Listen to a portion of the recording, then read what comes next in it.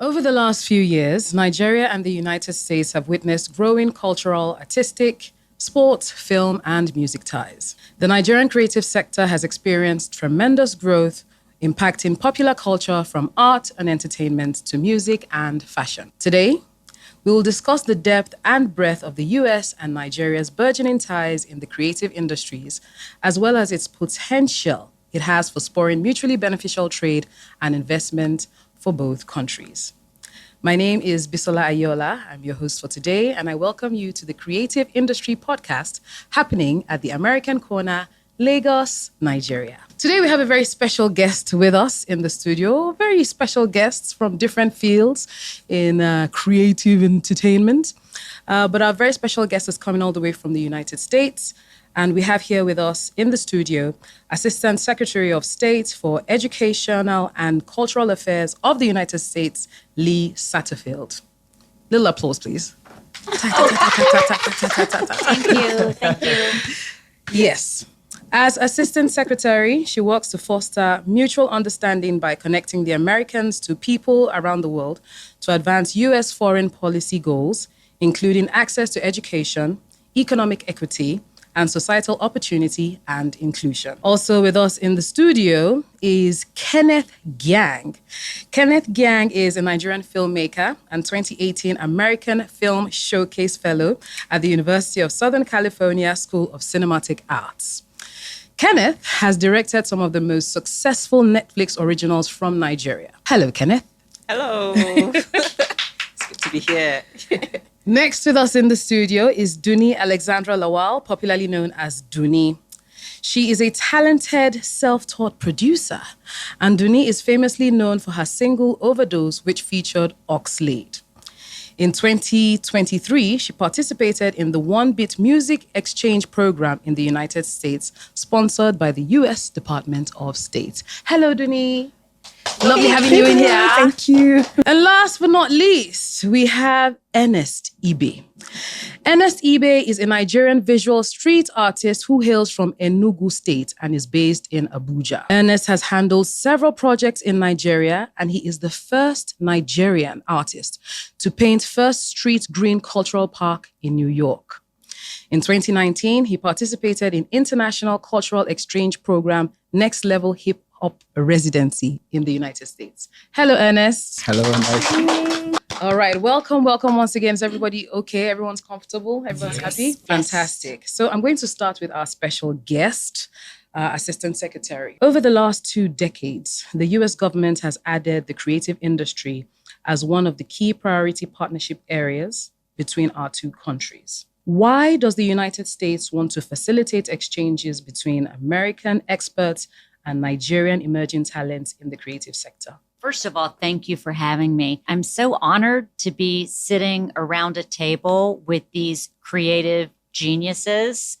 I'm quite honored to be participating. So thank you for putting this together and for having me. So at the State Department in Washington, D.C., on behalf of the U.S. government, we've definitely seen an increase in interest in both education and culture diplomacy programs all around the world, particularly with the growth that we're seeing in Nigeria and the beautiful storytellers and songmakers and geniuses that are emerging now in the creative space. It just makes so much sense to go to tie Nollywood and Hollywood directly and to bridge both the countries between Americans and Nigerians and do it through people-to-people diplomacy. That's the kinds of programs that we administer at the State Department that my bureau oversees and those that each of the guests here have experienced. And I can't wait to hear more about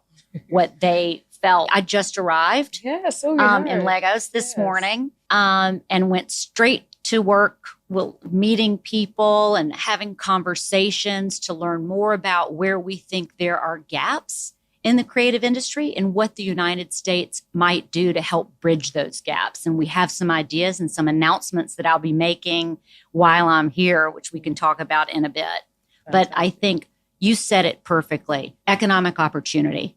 both for Americans and for Nigerians. We think the creative industry is a space that we can grow and we can collaborate and do it together, empowering young people to participate in the economy through using their creative skill sets is something that we think the United States can participate in. I can't wait to hear more that you have, so the announcements that you have in store for us. Yes. But I'll quickly go on to Kenneth.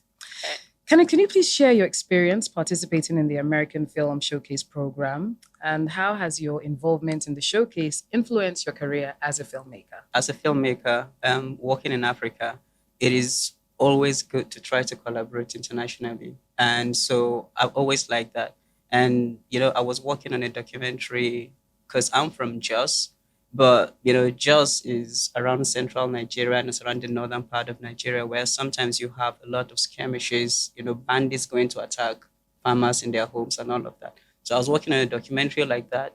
And so I was invited for the showcase because we're going with our projects to go and develop them there. And the access was like really wonderful because you have people because you are at USC and it's right in the middle of Hollywood, right? So you have all of these really great film experts and also trying to just like understand how the studios, the studio system works in America. It was a fabulous time. Again, collaborating with other young people from other parts of the world because we had people from Peru and Philippines and of course like other parts of Europe. It was just a great time. And for me, it is fantastic to build that sort of community of young people because at some point, culture is a really huge thing in terms of discussing diplomacy. So I think that, understanding each other at this level will shape how we go forward. So have you collaborated with any other person or any other people that you got to meet at the program? Yeah, so during the COVID pandemic, actually, we came together and we made a big documentary about our experiences. So we have, of course, like experiences from all over the world, but just from our own perspective. So yeah, we've made that and we, worked on it together. But also, the fellowship still continues because we have a group and we always talk about our projects and what we want to do next and all of that. So yes, fantastic. Yeah. Thank you very much, Kenneth. Thank you, Dunnie. Hi, Bisola. Hi. All right, Dunnie, you participated in the prestigious One Beat program. Can you tell us about your experience and how it has influenced your approach to music creation and collaboration? In a nutshell, the way I would explain my experiences, it was life-changing. I don't know if anyone goes through this, but when you're just alone and you want to think about the time that you were happiest, I remember that one memory. For me, it was One Beat. And I didn't expect it to be that life-changing, but it surprised me. And that's because the entire environment was so safe. And usually if you work in the entertainment space for so long, people are competing if they're in a session, but there was no competition. Everybody just wanted to learn. And you had musicians from different parts of the world with different instruments I'd never heard of. So as a producer, I was really excited. I was sampling so many instruments that I'd never heard of before. So, and I still have a lot of those things that sampled I'm still using till date. And then it gave me a family. And we always joke about this, that if I want to travel to like 19 different countries, I have like 19 homes in different countries because everybody was so welcoming. And it was basically life-changing. Also, it gave me a paradigm shift in my mind as to how to make music, because obviously it wasn't just about making music. It was also about making impactful music. It was more about community building, and it was more about like building one another and just being a safe space. And for me, it's life-changing, just like I said. Yeah. What was the most interesting instrument that you got to sample? Since you said you had heard of so many fresh new ones. Oh yeah, there's this girl that came from what's this country? It's close to Malaysia. Her name is Sensi. Mm-hmm. The instrument, it looks almost like a violin, but it's not a violin. But it's so emotional that it cries, basically. It's like a human cry. Wow. And I sampled it on like 3 different songs. I can't wait because what I did was like a combination of Afro beats and music from like Eastern parts of, so it was crazy. It's fantastic. We can't wait to hear that as well. Ernest, all right. Tell us, what inspires your artwork? And are there any particular themes, styles, or artists that influence your creative expression? I'm basically inspired by, the facts to understand and know that I can create something new, like give birth to an idea. It's something that is just unexplainable, because that's the closest we can get to God, when you can, think of something and, change it from imagination to reality, and that's what visual creation seems like, and it's bringing it out there for everyone to see just gives that thing. And also I'm being inspired by, the fact that I could solve problems visually, as a way of communication and, bridging the gap between languages, because that's one thing with Nigeria. We have different language and different regions. And the only thing that can bridge such gaps, one of them is actually visuals. Because if you see a cat, it's a cat. Yes. If I see a cat, I know, and things like that. So that's where my inspiration is from. And for my theme and style, my theme and style is actually based around merging two things, because one thing I gained from the Next Level program is the ability to understand what hip-hop diplomacy is all about, and how do I tie it with my background, my culture, my tradition. And, it just gave me this self-actualization of what I could actually achieve using both things. And I call it like culture tech, a place where I don't forget where I come from, like my identity, and as well mixing it with the contemporary world we are in, and then seeing how and knowing how I can channel it to the future, Amazing. Very, very interesting. I somehow wish that I was part of, the guests, so I could talk a little bit about my own experience at the AWE. But I want to ask now, are there any upcoming U.S. government initiatives in the creative industry that you're particularly excited about? I know you mentioned that you had some announcements to make. Is this the part where we get to hear all of that? Yes. This is the part where you get to hear about it. But first of all, I just want to say thank all of you for sharing your stories and for what you said about your experience in the United States. I mean, just hearing you describe what you went through when you were there and what you brought back home means everything to me. It means everything to us from the United States perspective. It really does. And that is the reason we do these programs. And hopefully everyone is listening and will learn more about each of them: the American Film Showcase, the One Beat program, Next Level, the Academy of Women Entrepreneurs. Those are just 4 of hundreds of examples of programs, and you can go online and look at opportunities by locally looking at your consulate. And you can go at U.S. Department of State also and see and learn much more about them. The ones that I'm really excited about that are new that we're launching, and we've been working on developing them for a little over a year now. One is ACTV, African Creative TV Initiative.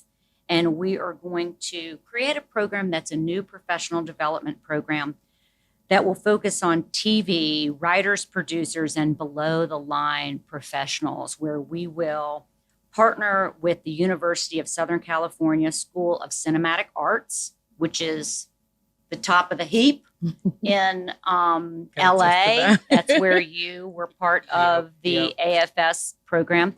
And we're going to bring together Nigerians who are in the process of developing a television show. And we're going to help them through the creative process, all the way through the end, and mentor those individuals all the way until the show is actually made. This came out of President Joe Biden's summit for African leaders that he hosted in Washington, D.C. in 2022. And we heard more then about where some of those gaps were and where the United States might help bridge some of those gaps to bring these stories to life And so we're really excited to launch that this year. Also, in the music space, the American Music Mentorship Program. Last fall, we went to the Recording Academy, the Grammys, and announced a partnership to create a mentorship program for musicians, not just those that are the artists themselves, but the industry, so that we could help use the Recording Academy members to train individuals to be producers or sound techs or venue hosts or songwriters, exactly, to sort of develop this industry. I was at the Grammys this year and was so thrilled that they've announced a whole new category for African artists.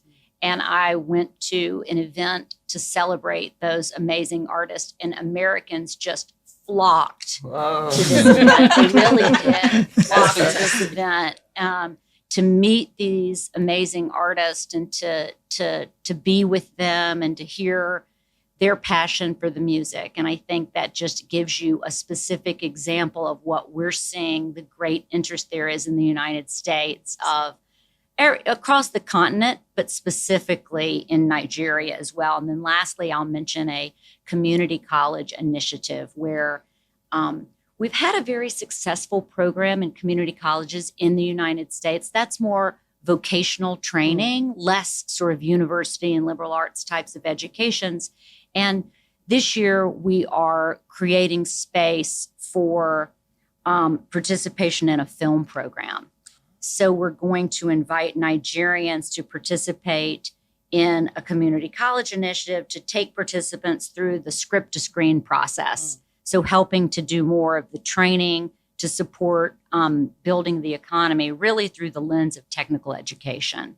Fantastic. That's three new programs. Yes. Right? That's nice. Nice. Three Wow. new Oh, programs. I'm so Sounds excited. exciting. So are people who have already participated in Next Level, participated in the AFS, can they also still be part of these new programs? They can. They can. Yes, yes, Just to let them know. I know. Even for me, even not that you're. I'm in the film space, but we can just spread our tentacles and all of that. That's really impressive, and we're grateful that this partnership Thank is you. happening between the United States and Nigeria, and Thank we you so hope much. more and more creative juices, creative programs would foster more unity between us. Before we go, I'm going to ask everyone one more question. So I'm going to start again with Kenneth. Let's talk about the role of film in diplomacy with its emphasis on free expression, creativity, democratic and collaborative teamwork. How do you think the creative industry professionals can use their craft to address pressing global challenges such as gender-based violence, climate change, food insecurity, global health, and just like you mentioned, where you're from, the insecurities that are happening over there? Yeah, I think the first thing I'll say is that film is a really important medium in terms of how it shapes culture and how people express themselves.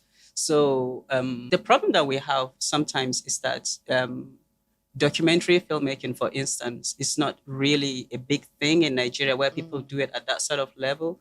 So also just trying to think about documentary filmmaking in that regard. And so for me, on a very personal level, I would say that for filmmakers, I know that sometimes people always have to think about the commercial aspect of film, but there's also something deeper beyond just entertaining people. You have a responsibility.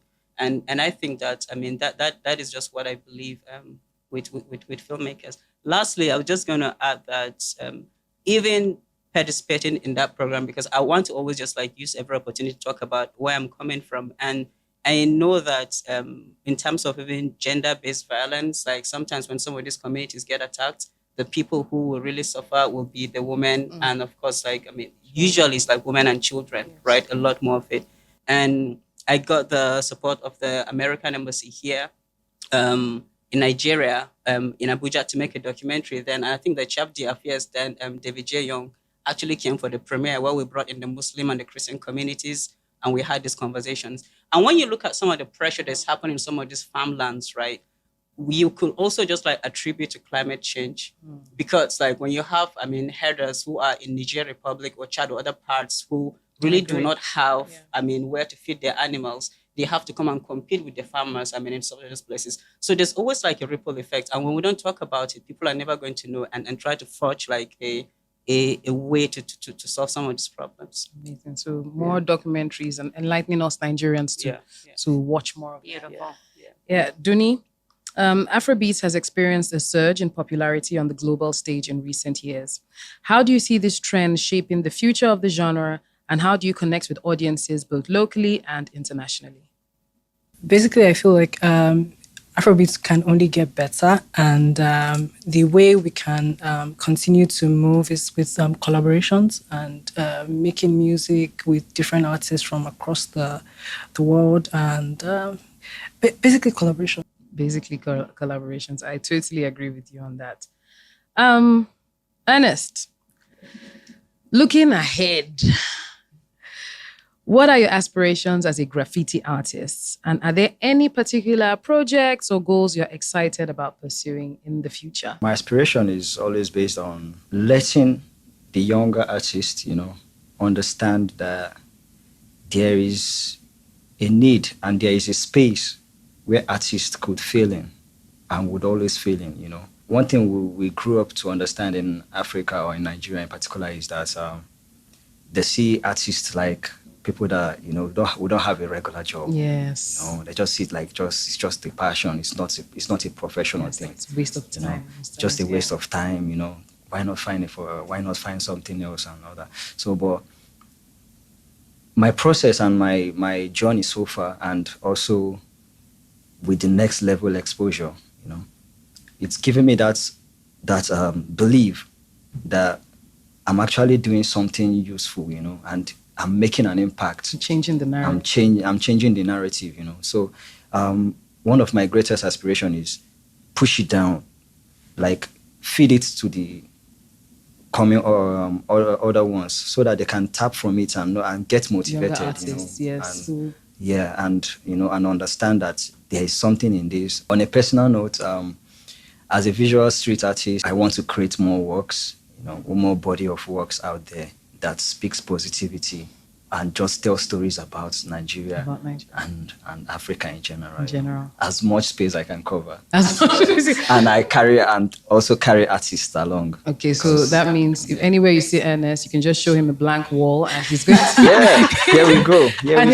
All right, before we go, any final words from you, Assistant Secretary of State? Final words about, this amazing union that you keep fostering between America and Nigeria? Yeah, thank you so much for asking, because I was thinking as I was hearing everyone speak again, I think the beauty of these programs, these people-to-people programs, is that we get an opportunity to share to a much wider audience.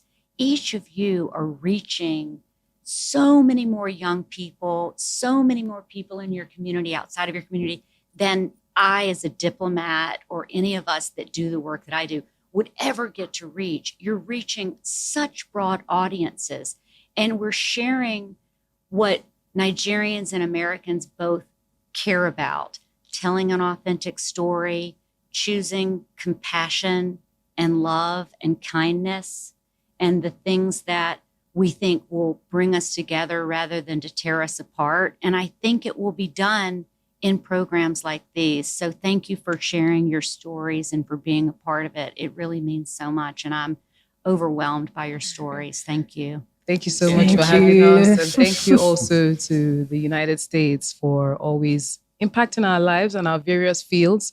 I'm coming from the entrepreneurial part, film, music, street art, and we're looking forward to so much more. Thank you so much for joining us. And you know what to do. Just visit the website, the U.S. Department of State, and you get more information on all the various projects and programs, including the 3 new ones that I've joined. And you can get more and empower yourself. Thank you so much for joining us on this beautiful episode of the Creative Industry Podcast. My name is Bisola Aiyeola. Enjoy the rest of your day.